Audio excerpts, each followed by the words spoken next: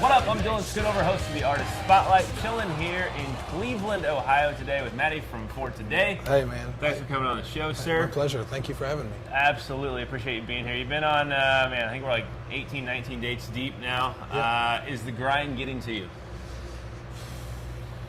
Yes and no. Yeah, I'm tired, but, once you get this far into a tour, you're just kind of get in the zone. You can play a show without even really thinking about the songs or anything like that. We're past the bang over phase from the first few days. We're all sore and stiff, so I'm just kind of in the zone, just set it on cruise control. And, now at this point, it's like a week or two can go by and feel like a day or two, Interesting thing about you guys is that there's not a whole lot of bands out there, screaming their profession of faith for Jesus and Christ while you guys are on the stage. I'm curious how many people are resonating with that, just given this environment. Well, ultimately you'll have to ask them. Yeah. There are, really there's a lot of people that'll, put on an upside down cross t-shirt or it's a pentagram shirt or something like that, or talk about, I don't believe in God, there's no proof or whatever. But, really when push comes to shove, I believe every heart on the planet is desperately longing for the real Jesus. I think a lot of people have been offered something called Jesus that was not real. Yeah. There was no substance to it. There was no power to it. There's no beauty to it. And so they rejected it. And those people think they know everything there is to know about. Oh, yeah, I tried the Christian thing. I tried the church thing. It didn't work out for me. It wasn't for me, whatever. But man, it's our heart that when I stand up there and I preach Jesus, that they would say, that's something I've never seen before. Yeah. I've never seen somebody that's literally willing to face ridicule, that's willing to face threats or death, that's willing to put their reputation on the line for this. Yeah, this guy is, there's something that he has found in Jesus that I never found when I looked there when I was a kid. So, really, I don't think we'll know until Judgment Day how many of the people it really resonated with. But, sure. We have everything on all ends of the spectrum. You have people cussing you out for it and giving you the finger and telling you to play another song.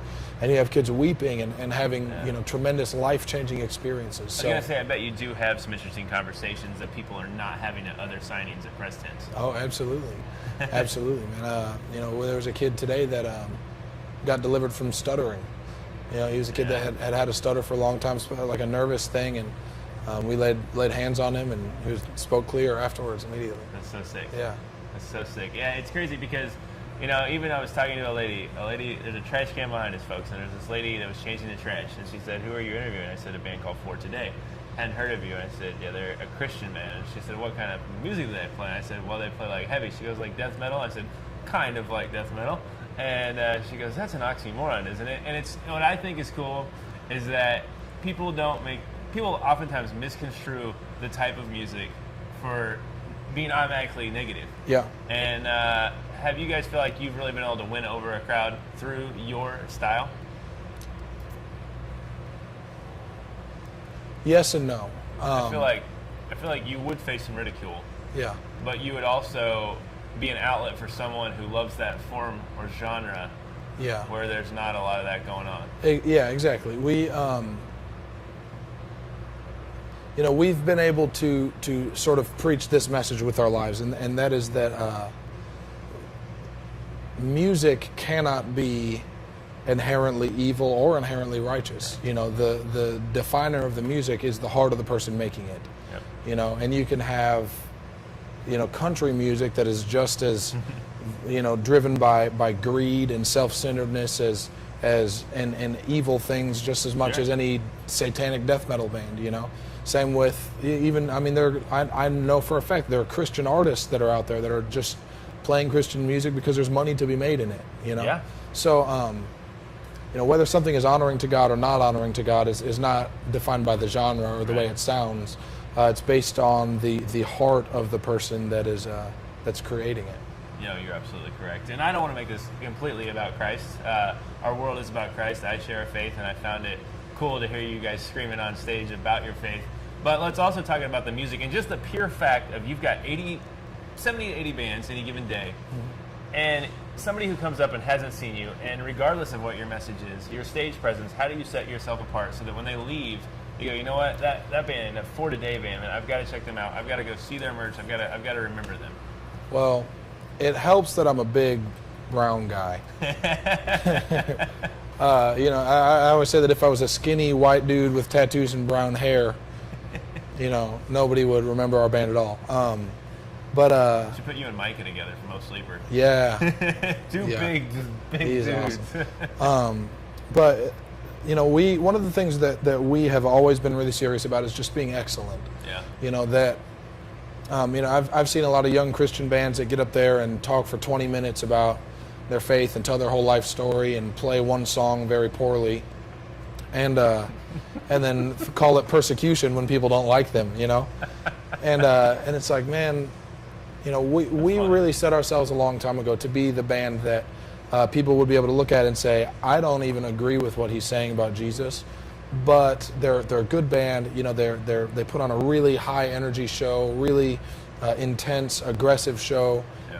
It's fun to watch. It's exciting and energetic. That it's something that I want to come and see, whether I agree with them or not. Right. And how much of your audience is like that? A lot, especially on this tour. But generally, a lot. We have kids all the time that come up and say, I don't believe in what you guys believe in, but I really like your band. Yeah. I think you guys are a good band. You put on a good show, so I'm going to come and see you whenever you're in town. And that is really where our heart is.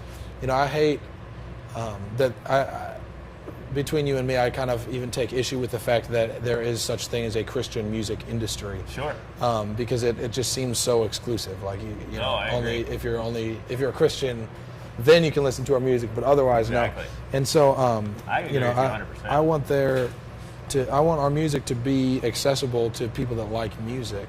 In the same way that the love of Jesus was accessible to me when I was a sinner, that it was still something that was attractive and beautiful to me, and it drew me to him, and so we just want to be the kind of band that gives everybody something they can appreciate and something that is entertaining to them, because really that's what a band is for. Sure. What are you guys' 2012 future plans outside of this? Because arguably, if you play the Warped Tour, it's in a way it's kind of like the pinnacle of your year because it's such a big tour. Mm-hmm. Is that fair? Yeah.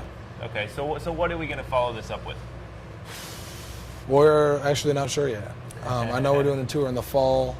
That's going to be in some smaller cities and some smaller venues. We're just going to go in and just have fun. Pack in like 400 or 500 kids, just go crazy. Yeah. In more little cities, we're not going to be coming back to the same cities. And I think probably early next year we'll come back to these same cities with maybe even some of the bands on this tour, and just see what we can do, blow it out again. Sounds like a hint. It could be a hint. For today, might already have something locked in that is not sharing us just yet. It's a secret. Maybe they're headlining main stage next year of the Warped Tour. Well, ask Kevin Lyman. Yeah. Kevin, we think you might want to hook these guys up. I don't know. But anyway, appreciate you coming on the show, Mattie. Hey, thank you so much. Genuine individual. If you cannot feel authenticity from him in my interview, I don't know what person you could. Anyway, we're going to see For Today take the stage live from Cleveland coming up next.